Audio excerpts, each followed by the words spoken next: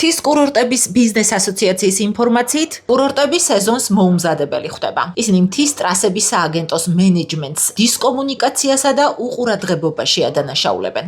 ბიზნეს გაერთიანებაში ამბობენ, რომ ცენტრალურ გზაზე მთისგან ჩამოშლილი ქვებია, არ მომხდარა საბაგიროების ტექნიკური რევიზია. მათ მიერ გავრცელებულ ფოტომასალაში ვხედავთ, რომ გუდაურში საბაგიროებიდან გადაჭიმული ელექტროსადენები პირდაპირ ტრასებზეა დაყრილი. მათივე ინფორმაციით გაუმართავია ხელოვნური გათოვლიანების სისტემა. ასევე სპეცტექნიკის მხოლოდ 20% მუშაობს.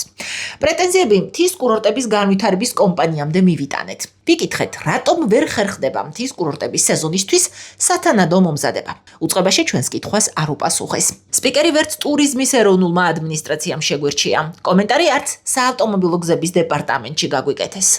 სამაგიეროდ პრობლემებზე საუბარს არ გაურბიან რესტორატორთა ასოციაციაში, რომლის თავმჯდომარე გვეუბნება, რომ მთის კურორტების ინფრასტრუქტურა და სერვისი ტურისტების მინიმალურ მოთხოვნებსაც ვერ პასუხობს. ფასები კი სერვისის შეუსაბამოა. გარკვეული ტრადიციები არის დაკარგული და შესაბამისად დღესდღეობით აღსადგენია როგორც ტრადიციები, ასევე ინფრასტრუქტურა შესაბამისობაში ვერ არის იმ მოთხოვნილებებთან, რომელსაც უცხოელი ტურისტები აყენებენ. ეს საკმაოდ ძვირადღირებული სიამოვნება არის და შესაბამისად გადახდილი თანხა არ შესაბამება შესაბამის სერვისს და არ შესაბამება შესაბამის ინფრასტრუქტურას. კურორტი არის ბუნებრივი საჩუქარი. და ამ საჩუქრის არ გამოყენება ეს შეცდომა არის, ეს დანაშაული არის.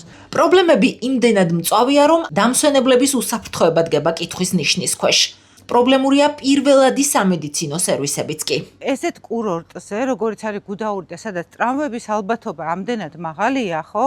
აქ ერთი პატარა ის გვაქვს, რა ქვია, ერთი პატარა სამედიცინო პუნქტი, რომელსაც ერთი ან ორი მანქანა ყავს. აფთიაქი გვაქვს ერთი, რომელიც ხან იღება, ხან არა. ნებისმიერ booking.com-ის სასტუმროს მაშინ რომ შეხვიდეთ, ანუ 1-5-დან 3 ადამიანი მაინც წევს როგორი არაუსაფრთხოა გადაადგილება.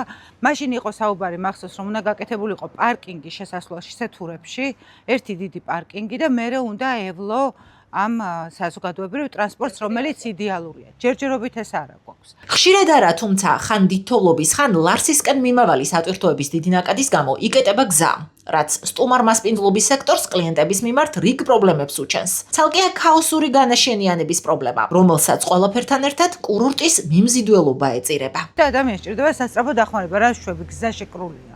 ანუ ფიზიკურად ვერ გადახვალ. ხშირად არ ხდება კიდევ ამბობ, იმიტომ რომ რაღაცა უფრო იწმინდება, რაღაც რამდენიმე საათით შეიძლება შეიკრას, მაგრამ გარკვეულ პრობლემებს მაინც აჩენს. ღამის რეისებია, რომლებიც პირდაპირ ამოდიან გუდაურში და ვეღარ ამოდიან. ამ დროს თანხა გადახდილი აქვს და მე უკვე პრობლემები აქვს სასტუმროსთან. ჩვენ გვიწევს ფულის დაბრუნება.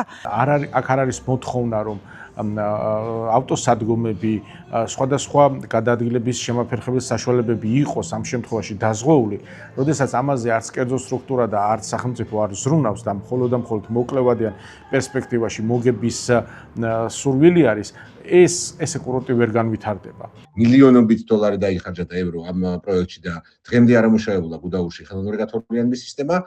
როცა გაქვს ხელოვნური გათოვლიანების სისტემა, შენ შეგიძლია წინასწარ განსაზღვრო თარიღი და უკვე ამ თარიღიდან ჩვენ შეგვიძლია მივიღოთ ჯავშნები, სასტუმროები გაიხსნას, ადგილობრივი ბიზნესები ამუშავდეს და დაიწყოს შემოსავლის გენერირება.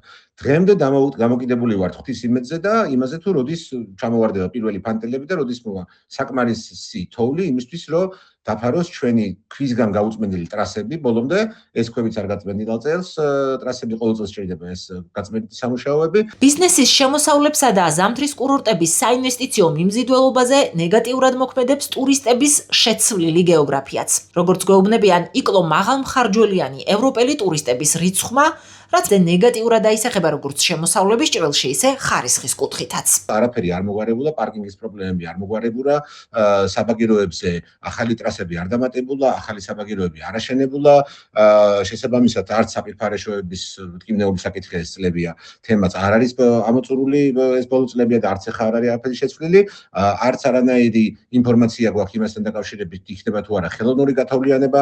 კერძო სექტორს პრობლემას უქმნის ისიც, რომ მთის ტრასების სააგენტო ვერ ახერხებს ზამთრის სეზონის გახსნა დახურვის თარიღების წინასწარ ოფიციალურად გამოქვეყნებას, რაც განსაკუთრებით ევროპელი ტურისტების მოზიდვას აფერხებს, რადგან როგორც წესი, დასავლელ მოგზაურებს შვებულებების დაგეგმა წინასწარ უყვართ.